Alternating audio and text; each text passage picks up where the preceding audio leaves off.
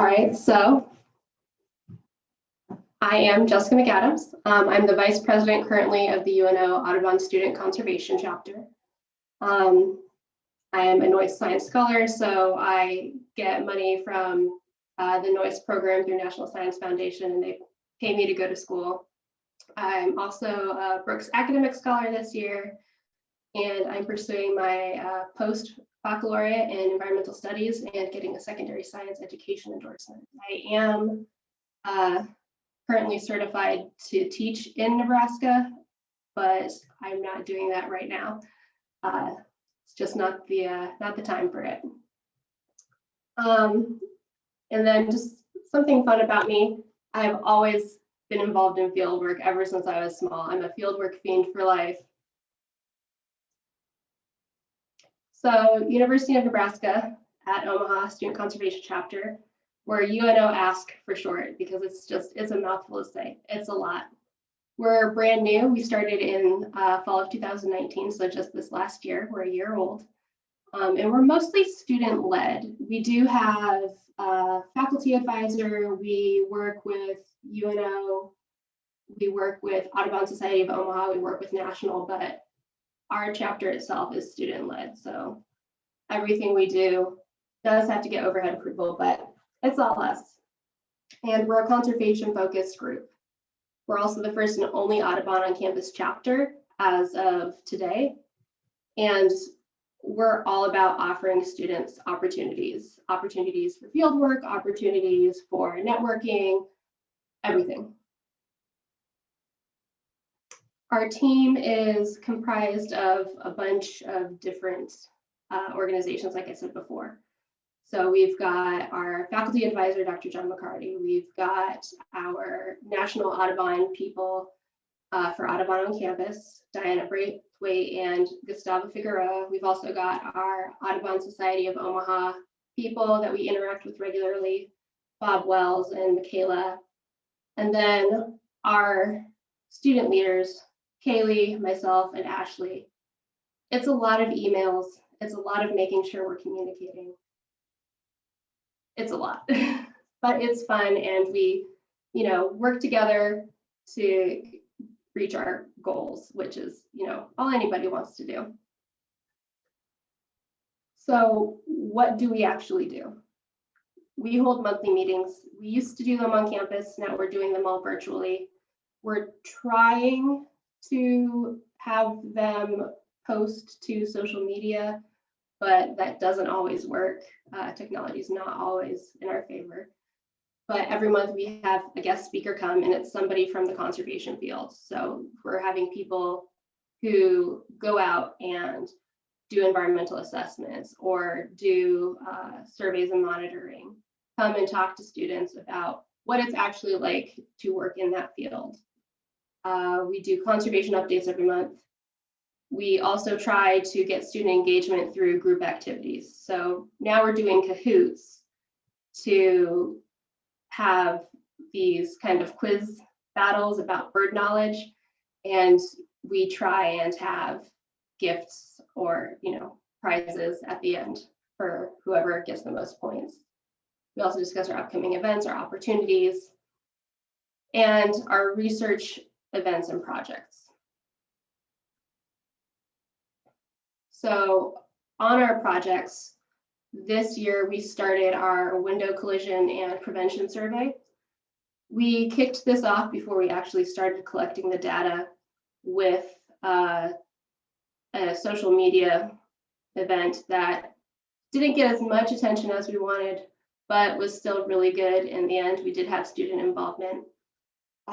We gave chalk pens out for students to put on their windows. They just drew pictures, and this is shown, having something on the window is shown to reduce bird collisions. So it was something fun, kind of a cool way for us to introduce our project that we were doing. And then we also have our Plants for Birds and Pollinators project that we're working on, and we're going to start planting on that in December. We have a plot out at Neil Woods that we have through partnering with Fontanelle Forest, and we're hoping that it will become a good habitat for biodiversity, for pollinators and for migratory birds.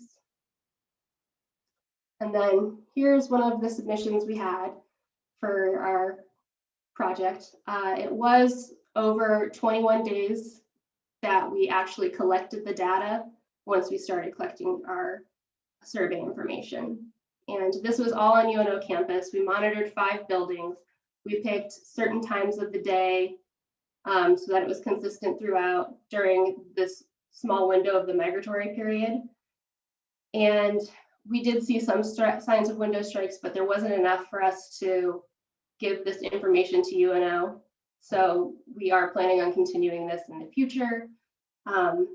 It's going to be through the spring, maybe next fall and beyond if needed. But the point of this is to see if there actually is a need on campus for the university to put window strike prevention into place. And we can only give them the information we find and what we recommend, and then the university will make that decision from there. So it's been a really good opportunity for students to get involved in actual research and get a feel for what that's like. And then for our Plants for Birds, we are grant funded. We received 2 grants to do this project. It's the Audubon in Action grant we received, and then we also received the Berks Plants for Birds. So the grants and the grant application were written by a student, our treasurer. So it was a good opportunity for our treasurer, and then we also can extend opportunities like that to other students within the group to have that experience writing grants, because that's something they'll have to do as professionals. And I've heard from so many former students that I never learned how to write a grant. So the first time I was asked to do it, I had no clue. So again, it's good practice. It's a good opportunity for students to know what it's like in real life. This location, like I said, is going to be out at Neil Woods, and we will start planting in December for that. And these are just some of our past events that we've done. We did a wildflower walk in September. Because of the restrictions with COVID and the university, we had a small amount of people go. So we ended up, instead of it being a big group activity like in the past, it's just very small. We had to restrict the numbers. So we did have some students miss out on it, and we're trying to figure out how to better work with that in the future if these restrictions have to last any longer. We also did helped with the cemetery cleanup over out in Blair at the Cummings Cemetery. That site is owned by Audubon and is part of a conservation habitat cleanup restoration project. So we did go out in February and help move a bunch of branches and get rid of some of the more invasive plants that were out there. And it was cold, but a lot of fun. And it's another opportunity for students, again, getting them out there, helping them to understand what it's like when they go into these fields. And last year around this time, we also did the Fontanelle cleanup, which is another habitat restoration project that's going on. For our upcoming events, we're looking at doing the Hawk Watch with Hitchcock. That is, again, because of restrictions, tentative. We're not sure if that's going to happen.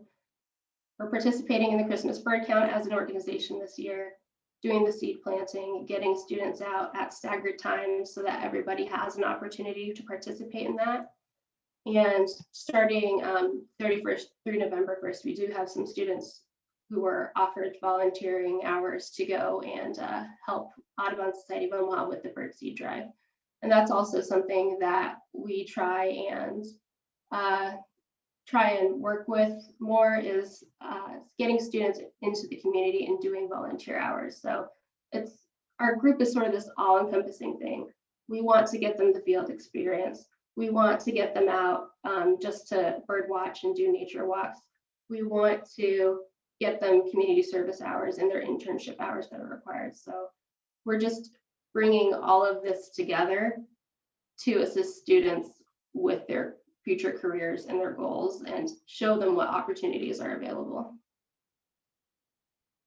And then moving into the future, we're trying to increase member count and participation. We haven't really lost any members despite having some students graduate this last year, but it's difficult to have participation right now besides the Zoom meetings. So as I mentioned earlier, we do the things like the Kahoot, we do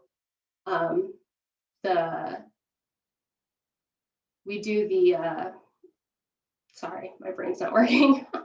We do the outreach projects for the art competitions. We're talking about doing like a photo thing.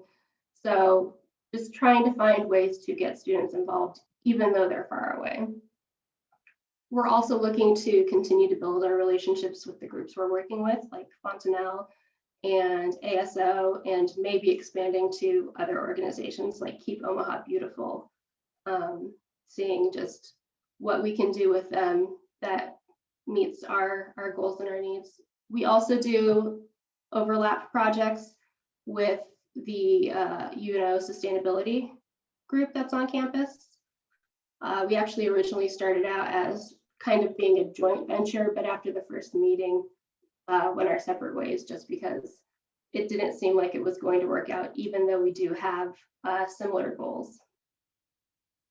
We're also looking to partner with other Audubon groups in Nebraska. So looking at doing more stuff, well, they're not Nebraska, but doing more stuff with DeSoto, doing more stuff with Sharon Audubon. So just looking at other groups that are nearby to help. Also looking at offering more group outings, but like I said, that's difficult right now. And really, we want to expand beyond UNO with our community engagement and also go into education. So we're looking into ways that we can reach the community and educate the community outside of UNO and students in K-12. And then continuing to provide research and networking career opportunities for our students. So a lot of this really benefits our students. They get resume, curriculum vitae builders if they are with us. We're doing our best to involve them in fieldwork and research. They're getting those networking opportunities. They're learning about the different career options that they have. We're getting outside, we're seeing cool things, birds, wildlife, just being outside and taking it all in. And when there's not a pandemic going on, we do offer free pizza at our meetings, which has been sorely missed by many of our members. And then you can find us on Instagram and Facebook with @UNO Audubon. And these are the groups that support us. We get help from National Audubon financially and just on a personal level. We get some assistance from Audubon Society of Omaha. UNO helps us out. And then I get funding from National Science Foundation and through UNO. So, helping me helps them, and it all works out, it all goes together. So thank you.